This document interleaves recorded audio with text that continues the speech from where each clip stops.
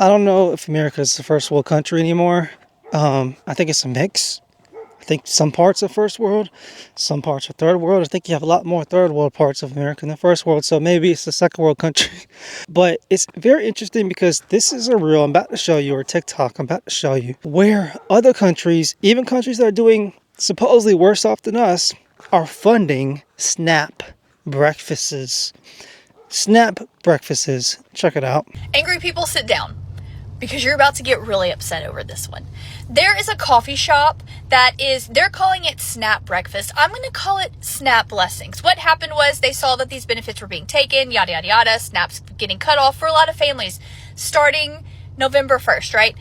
They had a bright idea. They were like, we're going to offer people to come in and they can have free breakfast for their families. And we are going to cover the cost of that. We're going to let other people donate if they want to. And so they made a post saying, as soon as the SNAP benefits are cut off, we're going to offer what we call SNAP breakfast. You come in, order a SNAP breakfast. We will ring you up like a regular order, but you won't have to pay anything and we will give you food. They posted this early because they wanted people to know. They wanted the word to get out so that people wouldn't go hungry. A child shows up and asks for a snack breakfast before the November SNAP is getting cut off deadline. And they gave it to him. So they shared the story. They're like, apparently hunger has already been an issue, right? But they just hadn't seen it firsthand. And this SNAP benefits haven't even been cut off yet. So they gave this child a free SNAP breakfast because he saw it online and he was hungry before school. And so they shared this story. They shared what they were planning on doing. They were knowing that there was going to be people in their neighborhood that were going to need it. And they started accepting donations. And they got $80,000 in donations. Okay, it's grown so much. They started offering it early for people who are already in need and who were already struggling before they lost what benefits they had for food. And so it has went from people in South Africa donating, Canada, the United Kingdom, literally all over the globe. The world right now is helping to support American families who are going hungry. Let that sink in. Other countries are supporting Americans, which is considered a first world country, families who are going hungry and who are about to be really going hungry. They started with 84,000. That was their big, they're like, oh my gosh, in just a matter of days, 60,000, 84,000. Within 48 hours of this story breaking, they reached $184,000 in donations to help feed people in their community. And this is in Portland. This is in Portland, Oregon. Did I forget to mention that? The place where they're saying this is like a terrible place to be. You have to be careful. Don't go to Portland right now. They're basically like dealing with all of this like mass fighting and like all of these protests. It's very dangerous. These are the people who are feeding the families in need right now. If you are naive enough to think that the pause to SNAP benefits on November 1st isn't going to affect you because you don't receive food stamps, I want you to hear this. About 1 in 8 Americans receive SNAP benefits. In fact, in Oklahoma, where I live, that's 1 in 6 people. So about 600,000 people in my state alone, Oklahoma, receive SNAP benefits.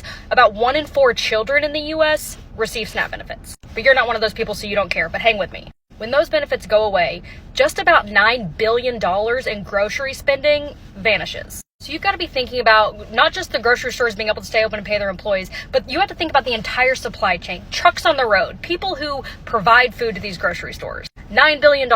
Every dollar spent in SNAP benefits adds about $1.50 to $1.80 to the economy. So cutting those benefits isn't saving that dollar, it's taking away that $1.50 to your local economy. But you don't receive SNAP benefits, you don't work for a grocery store, you don't drive a truck, you don't give a shit. But when all of those things happen, the only way to combat that is to drastically increase the price of groceries. Grocery prices are already up over 3% in 2025 alone, which is almost an entire percentage higher than the average increase in grocery prices over the last 20 years. I thought they were supposed to go down day one though. So even if SNAP benefits only pause for 1 month, which by the way would be detrimental to all the people I mentioned before that you don't give a shit about, it will cost the economy roughly $13 to $14 billion in profit. And you can expect your grocery prices in just that 1 month to go up at least 1%. And states will stand to lose about $300 to $500 million in sales tax revenue. So even if you do not receive SNAP benefits, you never have, you never will, you do not want these to be paused on November 1st. Morality about feeding the hungry aside, the thing about the SNAP benefits not being released for the month of November is that money is still getting taken out of your paychecks regardless. If you are one of those people that's like, oh, well, now these freeloaders aren't going to be eating off of my dime, that money is still going to be taken out of your paychecks. And you know what's funny is that money isn't getting used for the same, government funded programs that it used to. All of these government funded programs, they're getting shut down. They're getting defunded. All of that, it's not even benefiting you anymore. So would you rather your money go to the people that are hungry, or would you rather it go to the $20 billion that was just sent to Argentina? It's going everywhere but to your community.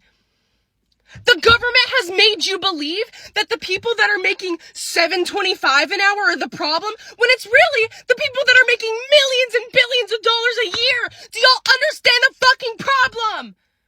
Do y'all understand the problem? Also, everybody's like, oh, well, these freeloaders aren't going to be getting my hard-earned dollars. You realize that you can't just not work and just sign up for food stamps and they give it to you? I was on food stamps, and I had proof of income. It took about a month and a half, almost 2 months for me to get those food stamps. I'm a student working 2 jobs. I'm a college student working 2 jobs. I was on food stamps. Those food stamps saved me in a lot of cases. They allowed me to eat. Also, God forbid somebody that isn't working gets to eat. Y'all have this mentality of you work or you die. You work or you die. And you're like, oh, that's not my mentality. I don't believe that. Yeah, you do. Because y'all all keep saying, oh, well, I don't want my money going to somebody who doesn't work. So the option is work or die. If you do not work, if you don't have a form of income, you die. If you can't buy food, if you can't buy health insurance, if you can't buy all the things that are necessary to keep you alive, you will die. You will die. Your groceries are still getting more expensive. Your health insurance premiums are still going through the roof. You know what the average first-time homebuyer age is in America? 38 years old. That is a decade increase from 1990. A decade increase from 1990. You know the last time the federal minimum wage was increased? 14 years ago. 14 years ago. I want you right now to look up the spending power of $15 an hour in 2025 versus the spending power of $15 an hour in 2008 during that recession. Look at that stat. And you're just fine with it? God forbid a portion of your paycheck goes to your community, the people around you.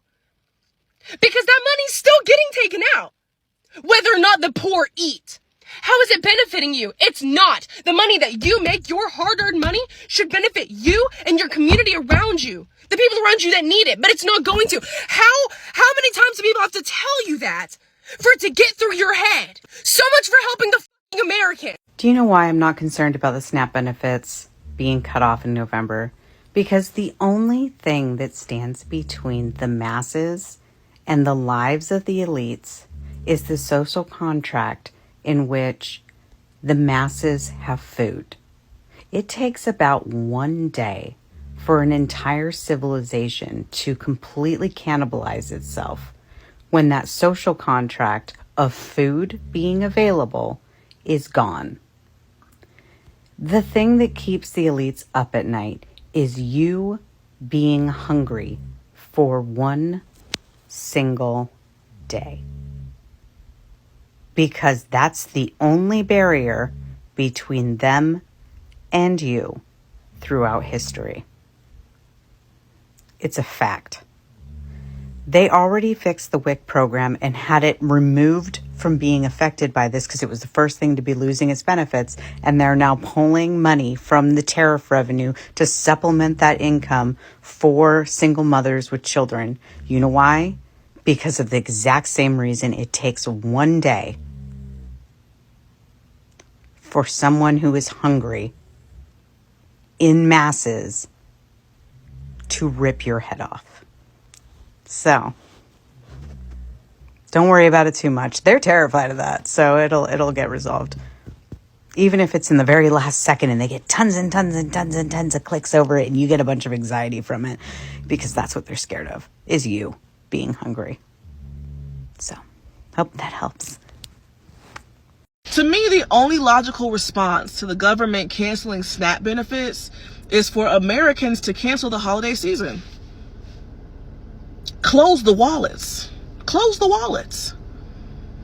You don't need to buy a turkey. You've had turkeys for the last how many years? You're good to skip a year. Black Friday hasn't Black Friday and I don't know how long. The deals suck. You don't need a new flat screen. You already got one from last year. Your kids have tablets. They have toys. They have electronics. They'll be good to miss out on 1 year. They'll be okay. Close the wallets. Cot boy. You know? We should be spending any money then. It makes no sense for, in response to the government taking food off people's tables, for us to then open our wallets and continue the economy as if nothing is wrong. It's time for a cop boy of the holiday season. The time of year where corporations make the most money. Yeah, shut it down. Close the wallets. Hide your kids, hide your wife. Take everything of value and put it in the safe. This is not the time to be flexing and being flashy. We're in October. All you see on the news is layoff after layoff. Every different company, every different industry. That's all you seem to see. Inflation, housing prices, rent prices. I just read an article today talking about millions of people are getting their cars repoed. And you think they ain't hungry? Thanksgiving is coming. They have nothing to be grateful for. They about to be pissed off. And just say all of this SNAP and EBT and these layoffs continue into December, Christmas. They ain't got no money to buy nothing new. They gonna take it off of you. You might think I'm making a joke and playing. I'm dead serious. You out here trying to be flashy and playing, thinking it's all cool. Oh, everybody. You're being watched. Don't play with them folks when they get hungry, man, because them hungry animals, they gotta eat. Them wolves gonna eat, boy. And I ain't mad at them. They gotta do what they gotta do. They gotta feed their babies. They gotta feed themselves. But it ain't gonna be off the back of my dime. And I hope it ain't gonna be off of your dime. Keep your head in the game. So, who wants a SNAP breakfast? Thank God that I am not currently depending on SNAP, but even though I'm not, people who don't have SNAP, they're still struggling. They're still struggling, whether you're on SNAP or you're not on SNAP. We're all included in the struggle, even if you make 6 figures plus. It's not easy here. You gotta be making like high 6 figures to just be financially free in this current American economy. And people were even struggling before this whole SNAP thing has taken place. Before, as the TikTok we just went over was explaining, somebody was asking for help before November 1st for the SNAP breakfast, and they let the kid have it. Beautiful story. But it just goes to show you how kind of screwed up the American economy is. America was struggling before these benefits ended. Now that they ended, it's going to be interesting month. We'll just say that it's going to be interesting month. I'm going to be keeping up with the news to see what's happening with grocery stores, with if there's going to be riots and what's going to be happening in this American society. Is it just going to go to utter chaos? And how is the administration going to react to this? Are they going to be like, whoa, we didn't expect this much craziness? Because when people get hungry, they resort to some pretty wild stuff, y'all. I mean, it activates the survival instincts in a person when they are literally hungry, and especially if they have kids. I don't know what the administration is going to do if things get really bad. I really don't know. I've seen people warning about martial law. See some TikToks about that. And some people are saying, well, you don't got to worry about it because the elites know that when people are hungry, they're going to cause chaos. So don't worry about it. They're going to, at the last second, come through. I honestly don't know. I don't know what the response is going to be. I just know it's going to be a very interesting month. And people are stressed out and not knowing what the future is going to hold. So let me know what you think in the comments down below. How are you doing? Are you worried? Are you currently on SNAP? Well, you don't have to say all that. You don't got to give me all that details, but I'm just curious to know your thoughts. So leave your thoughts in the comments below.